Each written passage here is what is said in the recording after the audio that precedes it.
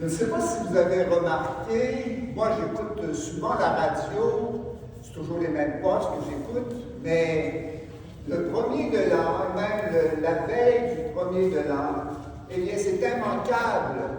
On va faire jouer de la musique, non pas de Noël, mais de la musique traditionnelle, de la musique folklorique, des chansons à répondre, on sait, on connaît, nous, puisque nous avons l'habitude, eh bien, c'est vraiment pour nous donner l'esprit de la tradition de notre foi, justement, qui célèbre ces réunions, ces rassemblements familiaux que nous faisons le premier de l'an.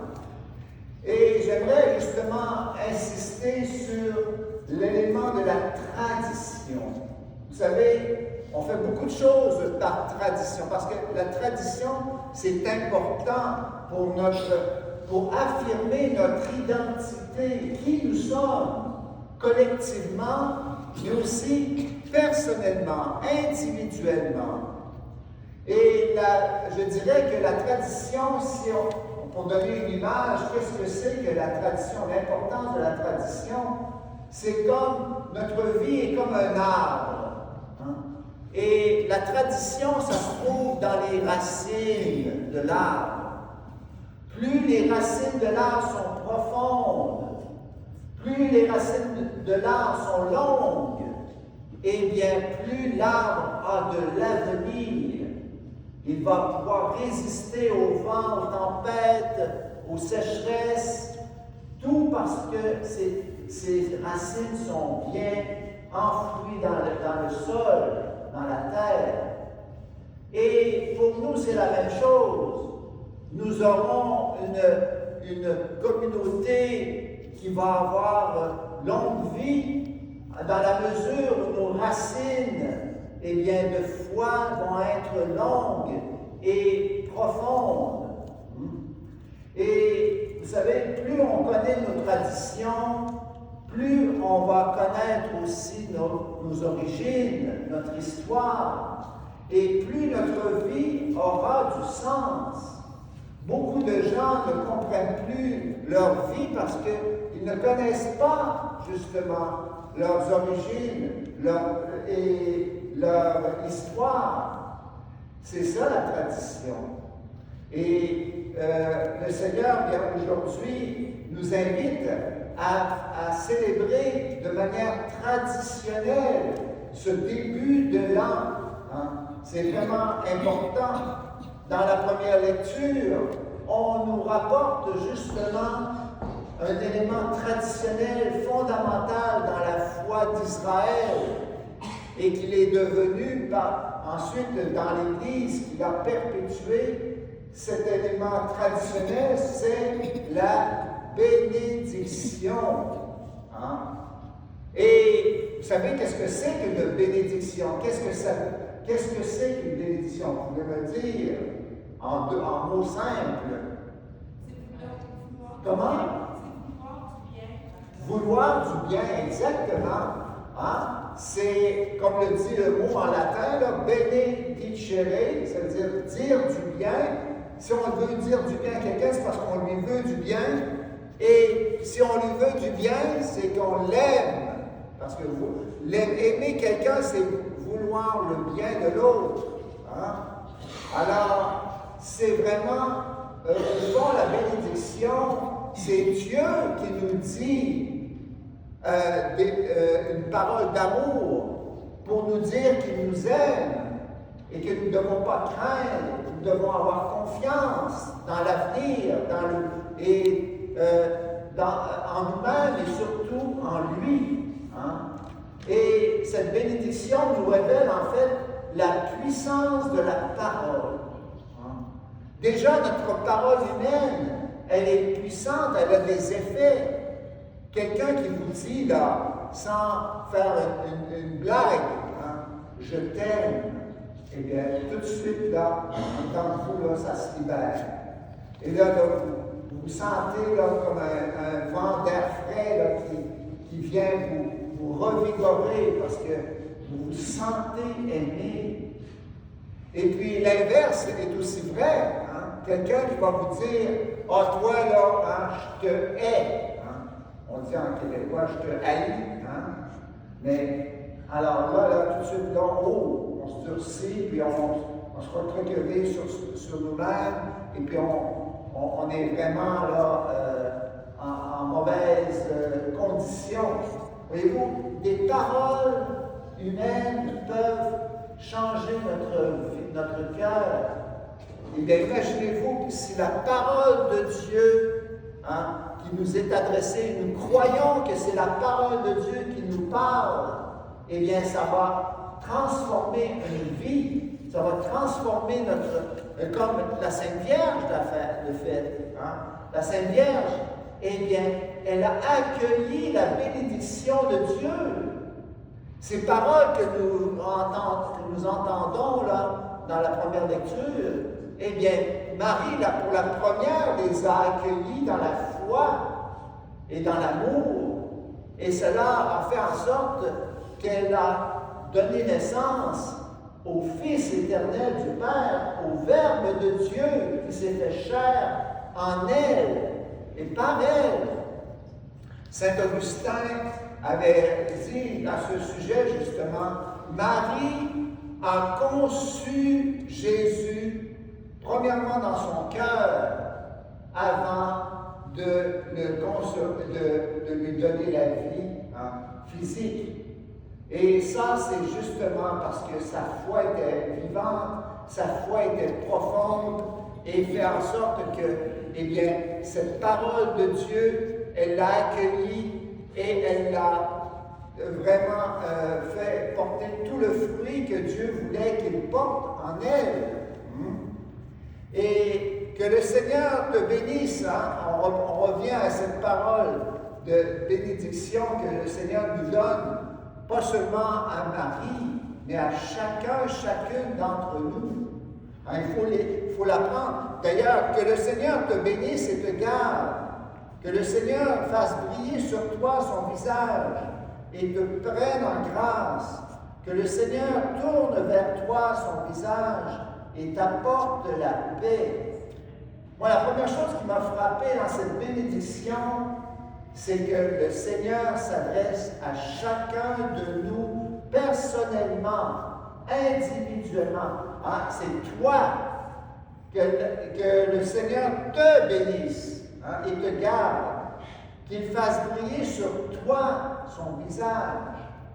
Alors, c'est certain que Dieu, lui, est capable de s'adresser à chacun de nous individuellement, mais en même temps, il s'adresse à tout le monde, à toute l'humanité, parce qu'il aime tous les humains qui sont appelés à devenir ses enfants bien-aimés.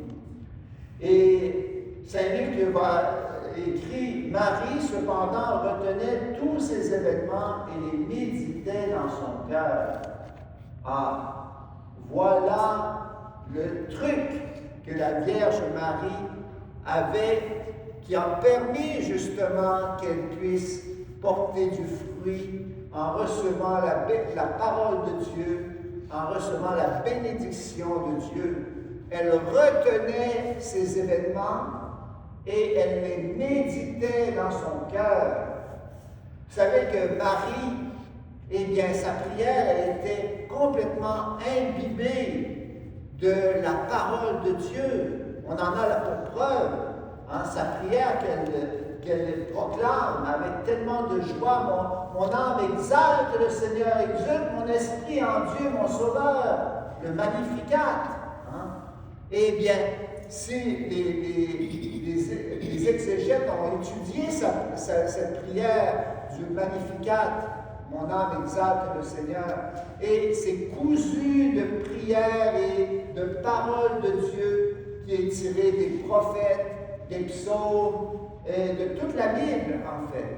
C'est signe que Marie est vraiment, elle méditait la parole de l'Ancien Testament et elle a pu en vivre justement dans son quotidien. Et Marie, bien justement, nous invite à faire comme elle. elle était, moi je dis, comme une image. Hein. Marie était comme une éponge. Elle absorbait chaque bride de la parole, chaque événement de sa vie. Elle les retenait en temps d'elle pour les méditer, les ruminer petit à petit et à petite goutte pour justement en tirer tout le sucre spirituel et l'amour de Dieu au fond et qui veut nous donner la paix. Et Marie était une femme de paix, c'est pour ça que nous célébrons Marie, Mère de Dieu, hein, le jour où on veut prier pour la paix dans le monde. Tout d'abord, avoir la paix dans son cœur, mais aussi la paix entre nous, dans nos familles et dans nos communautés, et dans nos pays, bien entendu. Et vous savez, cette parole de Saint Luc, hein, Marie retenait tous ces événements et elle les méditait dans son cœur. Saint Luc va l'utiliser 2 fois, cette parole-là. Au moment heureux où les bergers viennent partager la révélation qu'ils ont reçue de l'ange, que c'était le Fils de Dieu qui était apparu sur terre, mais aussi à un moment difficile, un moment dur pour Marie et Joseph. C'est quand Jésus est resté à Jérusalem, ils ont perdu l'enfant Dieu, l'enfant Jésus. Et à la fin de tout cela, quand Jésus leur a dit, mais vous ne saviez pas que je devais être aux affaires de mon Père? Et Saint Luc dit non, Marie et Joseph ne comprirent pas ce que Jésus leur avait dit. Et tout de suite après, elles vont retourner à Nazareth. Et là, Marie retenait tous ces événements et elle les méditait dans son cœur. Des événements difficiles, incompréhensibles. Bien, justement, Marie nous dit, eh bien, il faut que vous puissiez méditer ces événements-là, parce qu'il y a une grâce à travers nos épreuves, à travers nos difficultés, nos souffrances. Et c'est en méditant avec la parole de Dieu que nous trouverons une lumière, que nous trouverons un réconfort, que nous trouverons la paix au fond. Hein?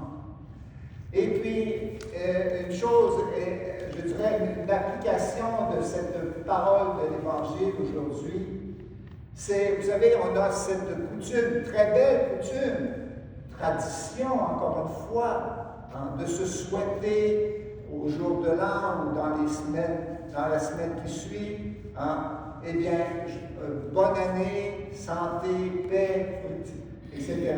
Tous les cadeaux qu'on veut pour nos frères et sœurs.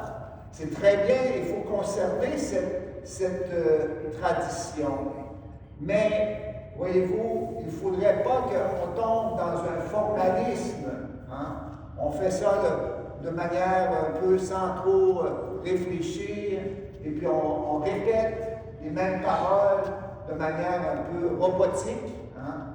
Alors, l'important, c'est justement de faire comme Marie, hein?